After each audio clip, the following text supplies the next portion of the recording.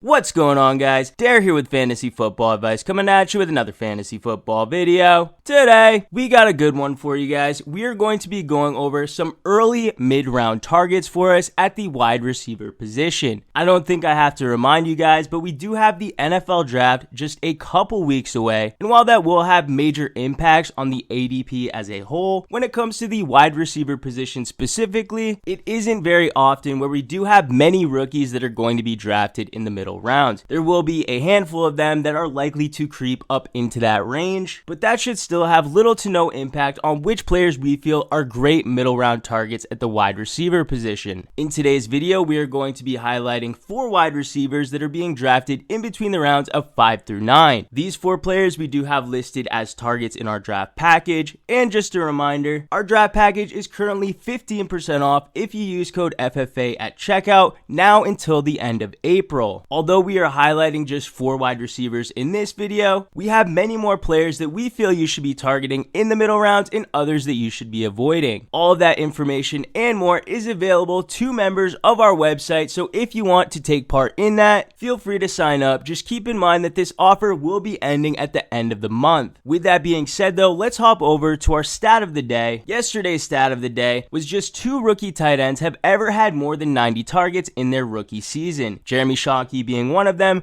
which was the second player. The correct answer was actually Evan Engram. Congratulations to Jacob Massoff. You got this one right on YouTube. And as for Twitter, at JulianPD1. So congratulations to both of you. As for today's stat of the day, in 2020, which quarterback threw for the most first downs? Leave your answer in the comment section down below. We'll be happy to let you know who wins in tomorrow's video. Alright guys, without further ado, let's hop right into it, and what better place to start than with the player on the thumbnail? That's right, Chase Claypool of the Pittsburgh Steelers. Currently, Chase Claypool is coming off the board right outside the top 60. That means for most people, he's going to be a borderline 5th or 6th round pick, with the emphasis over the past few seasons of going RB heavy in the early rounds, and with the new added emphasis of trying to secure one of the top quarterbacks. That means Chase Claypool is going to be drafted in a range where you might have to be deciding if he's going to be your wide receiver 1 or potentially your wide receiver 2. Now, understandably for most people, drafting a player like Chase Claypool, who is arguably 3rd on the depth chart when it comes to target market share, Deontay Johnson the clear favorite to lead this team from a target standpoint, leaving the recently re-signed Juju Smith-Schuster and Chase Claypool to battle it out for 2nd on the team in targets. While we can easily chalk up some of the down production for Juju Smith-Schuster in the 2020 season to injury, we really just can't ignore the fact that Juju Smith-Schuster has been trending down since his initial breakout. On the contrary, any opportunity that was given to Chase Claypool, he certainly made the most of it, ultimately finishing a very successful rookie campaign with 109 targets, 62 receptions, 873 receiving yards, and 9 touchdowns. In fact, we cannot forget that Chase Claypool had performed so well that this team was ready to move away from Juju Smith-Schuster this past offseason. If Juju himself didn't opt to take a pay cut, this team would have been more than happy moving forward without him. For all of those reasons, it should be easy to see how Chase Claypool is going to have an increased role this upcoming season, Juju being on a 1-year deal, meaning this team is much more heavily invested in expanding the role of Chase Claypool and developing his skills over his rookie contract, whereas this team has no long-term commitment into Juju Smith-Schuster and made it pretty clear that they were willing to move on without him. So for us, while we do see Juju Smith-Schuster playing a role and possibly having some fantasy value for this upcoming season, we in no way see him as a threat to Chase Claypool's involvement or target market share. Regardless, even though we see it that way, I definitely think a lot of people on draft day will still use that as a reason to avoid him, which ultimately may mean that his draft stock and draft day price tag may even fall further than it is right now. If that does happen, then Chase Claypool definitely has the chance to not only be a target but also a draft day value. If that does end up being the case of him being a value, that would just be an added bonus, because the reason I like targeting Claypool isn't because of his value. No, quite frankly speaking, it's because of his upside. You guys have heard us preach time and time again about valuing safety in the early rounds, but if you've been following the channel for a while, you already know that when it comes to these middle round picks, these players that are being drafted from the 5th round and on, there is a significant increase in the bust rate. That means while many players that are being drafted in these middle rounds may have the illusion of being safer picks, the reality is a lot of them are going to bust. So when it comes to a player like Chase Claypool, who I know has potential top 10, top 5 upside, something that you really can't say about a lot of other wide receivers being drafted right around him. So if you're ultimately one of those people that are avoiding Chase Claypool to opt for safer options, while no, I can't fault you for that, just know that safety in the middle rounds is all but guaranteed. One thing that we can guarantee though is the potential upside of Chase Claypool. We had seen it while there was already a full depth chart for the Pittsburgh Steelers, a Steelers team that led the league in 2020 in total pass attempts, allowing Chase Claypool to have 6 or more targets in 9 of his final 10 games, 8 or more targets in 7 of his final 10 games, while also sprinkling in some massive fantasy performances in the process. We can't forget Chase Claypool in his rookie season performed the Al Bundy, that's right, the 4 touchdown performance. That wasn't just his 4th game as a pro. The dude's 6'4", 238 pounds, clearly one of the bigger receivers in the league. He still runs a 4.4 240, 99th percentile speed score, 92nd percentile burst score. And with both Juju Smith-Schuster as well as Deontay Johnson both suffering injuries throughout the 2020 season, it makes you wonder what potential upside Chase Claypool could have if either receiver does ultimately miss time. Alright guys, we're moving on to the next wide receiver target we have for you today, and it's Courtland Sutton of the Denver Broncos. Now I may be on my own island here, but I'm sticking pretty firm on the fact that I do believe that Denver Broncos offense is going to be improving from 2020 to 2021. They are returning a lot of the same pieces. Presumably, Drew Lock is going to be leading this offense from the quarterback position, providing some stability and consistency from one year to the next. And while yes, he did begin his journey as the Broncos starting quarterback at the tail end of the 2019 season to close it off, we knew that transitioning from 2019 to 2020, the offense was going to look vastly different. This team, of course, had spent big dollars in free agency to bring in one of the top running back free agents, Melvin Gordon.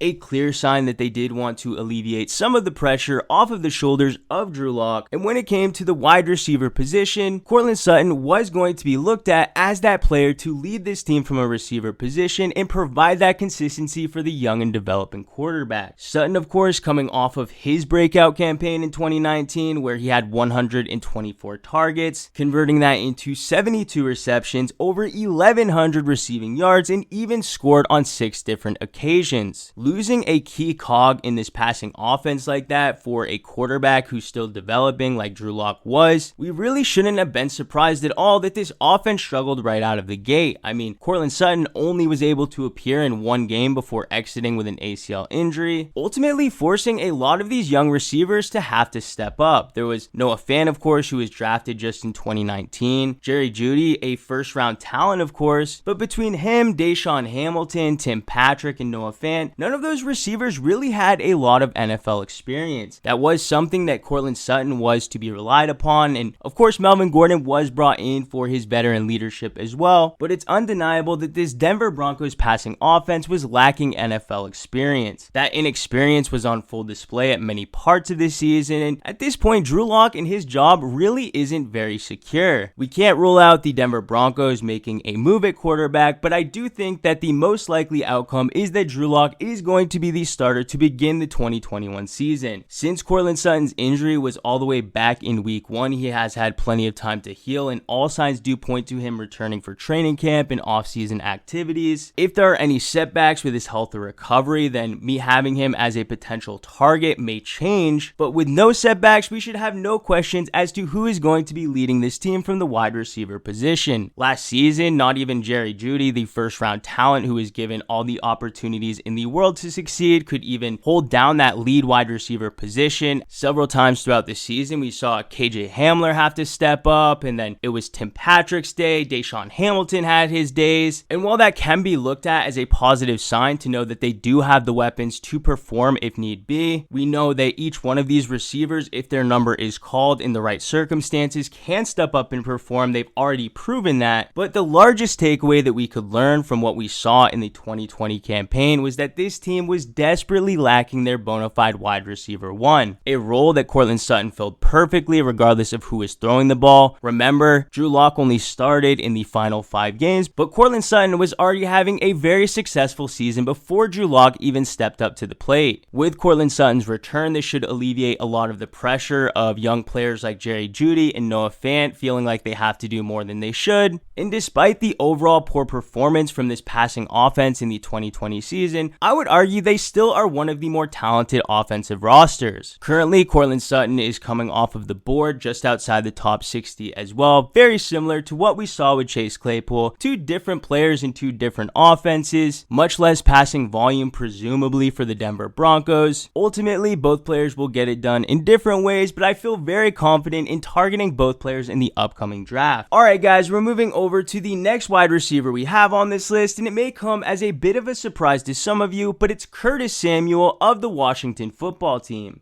If you had been following some of our offseason content when it comes to the free agency predictions, Curtis Samuel was actually a player I did predict to go to Washington because I knew it was just a match made in heaven. For starters, they already have Terry McLaurin, a big-bodied outside wide receiver, very good in the area of contested catch rate, also very proficient in the red zone, but with an overall lack of weapons in the passing offense, it was really easy for teams to sell out just to stop McLaurin. While McLaurin is a very talented wide receiver in his own right, there really is just nothing he can do when defenses sell out just to stop him, and the only answer that the Washington Football Team had offensively was mainly to pass to the running back position. Even a player like Antonio Gibson was catching a lot of balls down the stretch, and most famously, running back JD McKissic, 5'10", 195 pounds, had 110 targets, ultimately finishing the season with a massive 80 receptions. Clearly, this team needed a versatile weapon that was good in the short passing game. So when it comes to our expectations for him for this upcoming season, we can expect a lot of that passing production that was going to JD McKissic to shift its way over to Curtis Samuel. No, I'm not saying that Curtis Samuel is going to be lining up as a running back for most snaps. No, he's going to primarily be shifted all around the field, which is a very good thing for his fantasy value. Sometimes he's going to be lining up in the backfield, other times in the slot, other times out wide. And due to the versatility of Curtis Samuel as a player, this fits right into his strength. Now, unfortunately for him in the Carolina Panthers offense, they really had 2 of their major roles filled in that offense. Robbie Anderson, the main speedster, deep threat, something Curtis Samuel also does well, but DJ Moore, the more possession receiver, soaking up a lot of that volume in the middle of the field. It ultimately left Curtis Samuel underutilized. To most people, hearing the word underutilized in Curtis Samuel after he finished as a top 25 PPR fantasy wide receiver, that may seem a bit contradictory, but keep in mind this was a player who had a mere 97 targets, less targets than he received just a season ago, and in this Washington Football Team offense, he's going to be able to play much more of a prominent role. The benefit Curtis Samuel is also going to have in this offense isn't just going to be from his production. No, he's going to force defenses to be honest. With Curtis Samuel lining up in all areas of the field, defenses are always going to have to be aware of exactly where he's lining up, and with that added attention and focus onto players outside of Terry McLaurin, you can definitely expect for more opportunities to find their way to him and defensive coverage to be less stingy than they were a season ago. Ultimately, I do feel like that makes Terry McLaurin one of the biggest winners of this offseason, but I'm also expecting for Curtis Samuel to have some of his highest volume we've ever seen throughout his entire career. Currently, 105 targets is the most he's received at any season throughout his entire career, and I would be shocked if he receives any less for 2021. Curtis Samuel always being a player hyper efficient on the volume that he has received, finishing as a top 25 fantasy wide receiver in back-to-back seasons, despite, like I had mentioned, having a career high in targets of a mere 105. Imagine if he's able to receive upwards of 120, maybe 130, snaps out of the backfield, and potentially usage in the red zone. This is certainly a player that's being drafted drafted outside the top 90 that can pay dividends for your fantasy roster. Alright guys, we're moving into our final player on the mid-round target video, and we have CeeDee Lamb of the Dallas Cowboys. Whenever I have conversations with people about the upcoming 2021 fantasy season and I bring up the Dallas Cowboys, the one player that I feel a lot of people aren't high enough on is definitely CeeDee Lamb. Making the comparison between Chase Claypool and CeeDee Lamb is pretty easy, and no, not because they were both rookies a season ago. No, the way I see it is that a lot of people are going to be undervaluing these younger players in their offense just because of the name value and other players surrounding their passing offenses. The same way that the Pittsburgh Steelers have Deontay Johnson and Juju Smith-Schuster, the Dallas Cowboys have Amari Cooper and Michael Gallup. From a sheer talent perspective, CeeDee Lamb is already one of the more talented wide receivers we have in the league. While no, he may not be as polished when it comes to route running as some of the other receivers, he more than makes up for that with his natural ability. CeeDee Lamb, similarly to Chase Claypool, is a player I definitely see with top 10, top 5 upside if everything went his way. Of course, that would be on the back to injuries to other wide receivers like potentially Amari Cooper, but if CeeDee Lamb were to be the leader of this team from a target standpoint, my expectations for him would be to consistently post wide receiver 1 production. Now, I'm not hoping for an injury to Amari Cooper, nor am I avoiding Amari Cooper. I think both are great plays this upcoming season. Once again, I'm very high on the potential strength of the Dallas Cowboys offense. The only thing that could potentially throw a wrench into that is going to be the health of Dak Prescott. With the Dallas Cowboys willing to extend Dak, and so far all the news that we've received has been on a more positive note, my expectations for him for this upcoming season are pretty optimistic. CeeDee Lamb is definitely not the type of player who needs an injury to Amari Cooper in order to pay off his draft price. With very poor quarterback play, mainly Andy Dalton, this was a player who was still able to compile 111 targets in his rookie season, converting that into 74 receptions for 935 yards while scoring 5 times. We definitely can expect the Dallas Cowboys offense to be in more scoring opportunities so long as Dak Prescott is leading from the quarterback position. So those 5 receiving touchdowns he posted on his rookie campaign, my money has it that that number's going up. While Dak Prescott was the quarterback, through his first 4 games, he threw the ball 39 times, 47 times, 57 times, and 58 times before ultimately going down with injury. Excluding a week 1 performance with 266 passing yards, the 3 consecutive games after that, he had a 3-game low of 450 yards, and while that is an unrealistic expectation for him to carry over, especially with him recovering from an injury, it's just a testament to exactly how powerful this offense potentially can be. Even if we're able to meet in the middle, somewhere between what Andy Dalton was able to do throughout the 2020 campaign and split with the potential we know Dak Prescott has in this offense, then even if we have a modest expectation for a player like CeeDee Lamb, he should definitely smash his draft spot. CeeDee Lamb also another player potentially victim to people passing up on him for the presumably safer options, the bona fide wide receiver 1s, and if that means you're getting a better value for a player like CeeDee Lamb on draft day, then I'm taking that 10 out of 10 times. But guys, that's gonna do it for this video. We really hoped you enjoyed. If you did, how about hitting that like button? If you're new to the channel, please hit that subscribe button. We thank you all for watching, and we'll catch you on the next one.